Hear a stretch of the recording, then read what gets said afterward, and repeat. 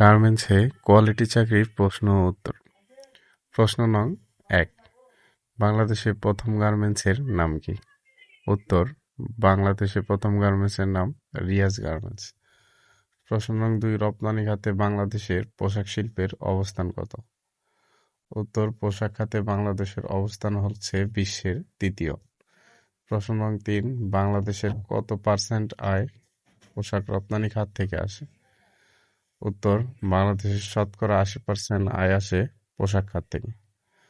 প্রশ্ন নং ৫, ৫টি গার্মেন্টসের বিখ্যাত ভাইয়ারের নাম লেখো। উত্তর, ভাইয়ার নেক্সট, নাম্বার 2 ভাইয়ার H&M, নাম্বার 3 কন্তুর, নাম্বার 4 ভাইয়ার C&A, নাম্বার 5 বেস্ট সেলার।